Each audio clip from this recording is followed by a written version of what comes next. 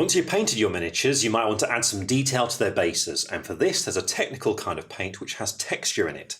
Now you'll notice there's a number of these colours available, and for each colour there's actually two types of paint. And I've got two of them laid out here. I've got Sterling Mud and Sterling Battlemire, which you'll see are the same shade of dark brown, but there is a difference between them. Sterling Mud has actually got a finer texture to it and is smoother, whereas Sterling Battlemire has got a much more coarse texture to it. Now the one you use is entirely up to you. Some people like to use just one and stick to it for their entire army.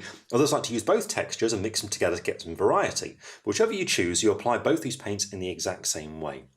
Rather than using a paintbrush, what you need to do is get hold of a texture tool, and you mustn't use a paintbrush for these, because what the paint does is that texture gets in amongst all the bristles and starts to force them apart, and it will ruin your brush. So instead, the texture tool is what you need, and this is one just here.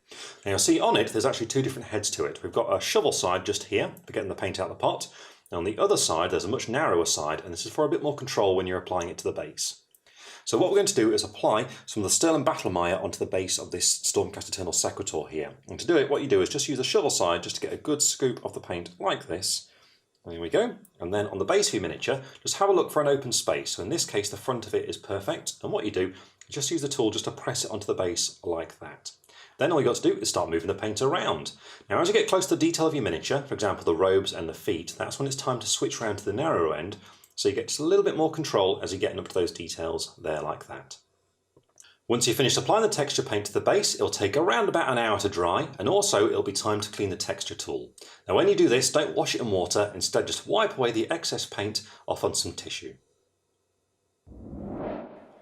The textured paint is now completely dry, and you can see it's given an awesome effect to the top of the base of this miniature. And from this point on you could add further detail to it if you wanted to, for example by shading over the top of it or dry brushing it, but whether you do or not is of course entirely up to you.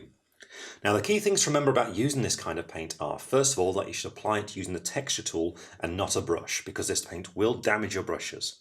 The second thing is that once you've got the paint onto the base, to use the narrow side of the tool to manipulate it carefully around the feet of your miniature.